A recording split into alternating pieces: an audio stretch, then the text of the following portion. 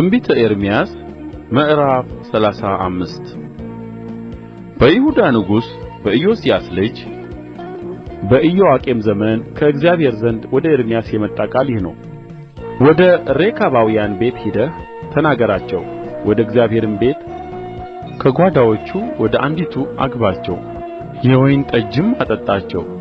የከባሳንን ልጅ የኤርምያስን ልጅ የዕዝያንን ወንድሞቹንም ልጆቹንም ሁሉ የሬካባውያንን ወገን ሁሉ ወሰድኋቸው። ወደ እግዚአብሔርም ቤት በበረኛው በሰሎም ልጅ በመዕሤያ ጓዳ በላይ ባለው በአለቆች ጓዳ አጠገብ ወዳለው ወደ እግዚአብሔር ሰው ወደ ጌዴልያ ልጅ ወደ ሐናን ልጆች ጓዳ አገባኋቸው።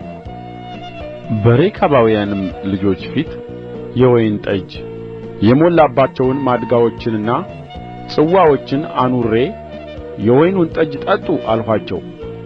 እነርሱ ግን እንዲህ አሉ፣ የወይኑን ጠጅ አንጠጣም፣ አባታችን የሬካብ ልጅ ኢዮናዳብ እንዲህ ብሎ አዝዞናልና እናንተና ልጆቻችሁ ለዘላለም የወይን ጠጅ አትጠጡ፣ በምትኖሩባት ምድር ላይ ብዙ ዘመን እንድትኖሩ በዕድሜያችሁ ሙሉ በድንኳን ውስጥ ተቀመጡ እንጂ ቤትን አትሥሩ፣ ዘርንም አትዝሩ፣ ወይንም አትትከሉ፣ አንዳችም አይሁንላችሁ።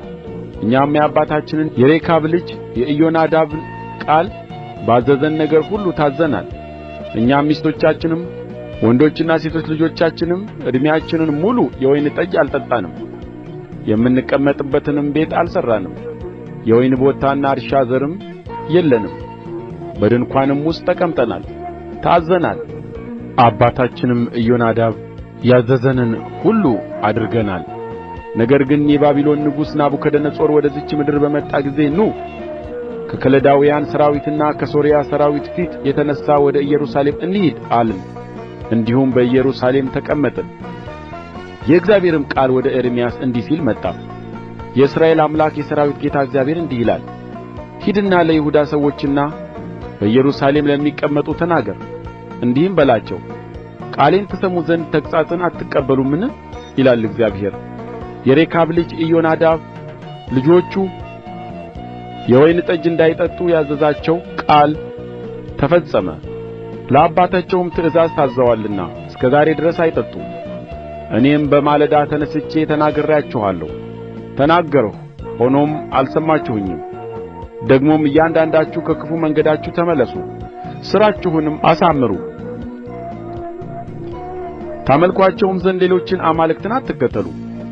ለእናንተና ለአባቶቻችሁም በሰጠኋት ምድር ትቀመጣላችሁ እያልሁ በማለዳ ተነሥቼ ባሪያዎቼን ነቢያትን ሁሉ ልኬባችሁ ነበር።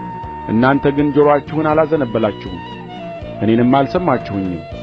የሬካብ ልጅ የኢዮናዳብ ልጆች አባታቸው ያዘዛቸውን ትእዛዝ ፈጽመዋልና ይህ ሕዝብ ግን አልሰማኝምና፣ ስለዚህ የእስራኤል አምላክ የሠራዊት አምላክ እግዚአብሔር እንዲህ ይላል፣ እነሆ በተናገርኋቸው ጊዜ አልሰሙምና በጠራኋቸውም ጊዜ አልመለሱልኝምና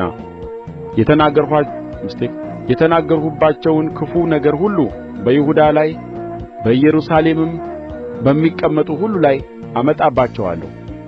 ኤርምያስም ሬካባውያንን እንዲህ አላቸው፣ የእስራኤል አምላክ የሠራዊት ጌታ እግዚአብሔር እንዲህ ይላል፣ ለአባታችሁ ለኢዮናዳብ ትእዛዝ ታዝዛችኋልና ትእዛዙንም ሁሉ ጠብቃችኋልና ያዘዝኋችሁንም ፈጽማችኋልና፣ ስለዚህ በፊቴ የሚቆም ሰው ከሬካብ ልጅ ከኢዮናዳብ ወገን ለዘላለም አይታጣም።